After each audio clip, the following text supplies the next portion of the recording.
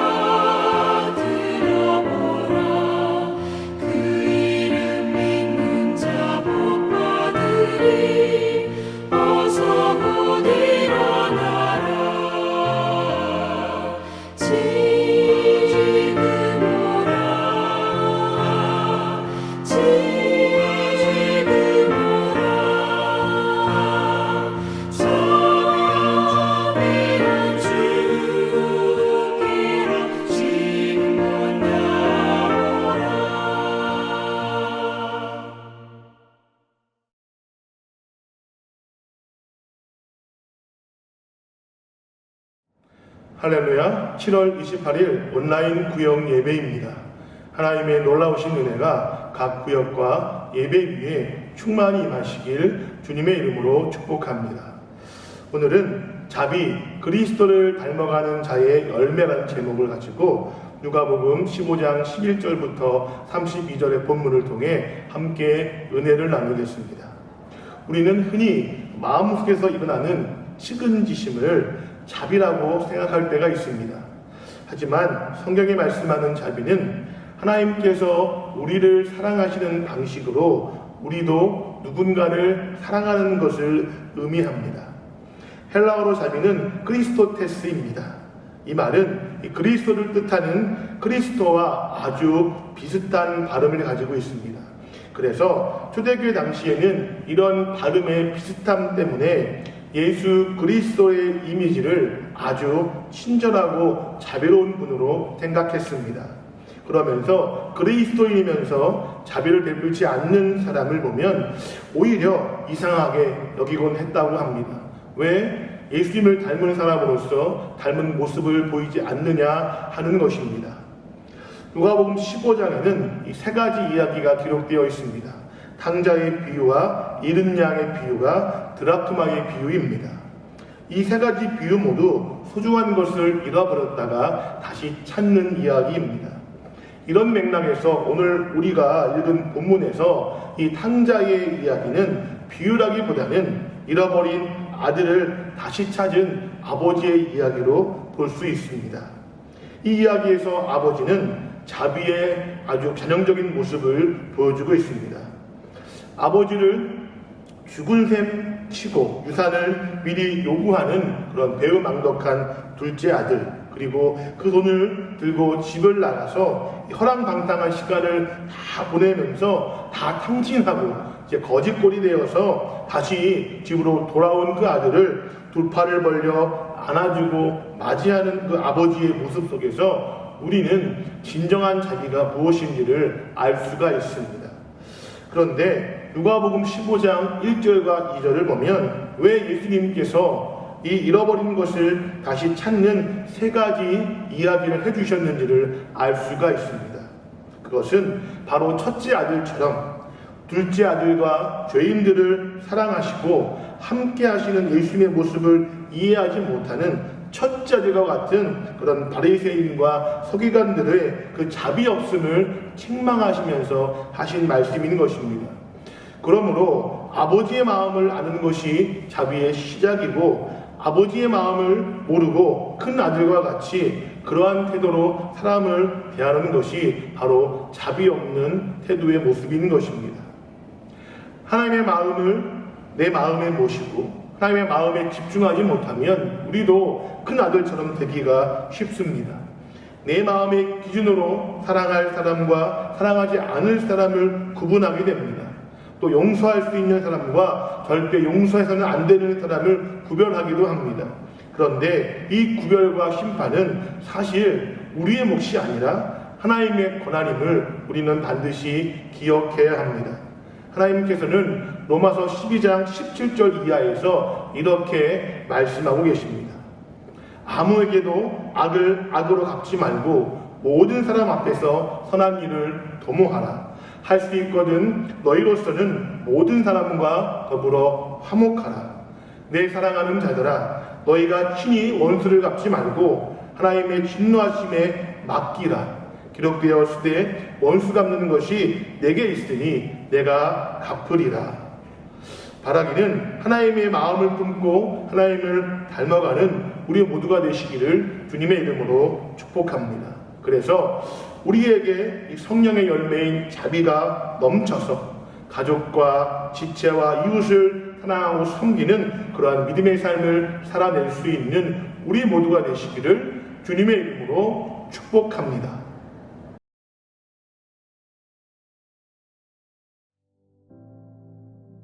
하늘에 계신 우리 아버지여, 이름이 거룩히 여김을 받으시오며 나라의 임하옵시며 뜻이 하늘에서 이룬 것 같이 땅에서도 이루어지이다. 오늘날 우리에게 일용할 양식을 주옵시고 우리가 우리에게 죄 지은 자를 사하여 준 것 같이 우리 죄를 사하여 주옵시고 우리를 시험에 들게 하지 마옵시고 다만 악에서 구하옵소서. 대개 나라와 권세와 영광이 아버지께 영원히 있사옵나이다. 아멘.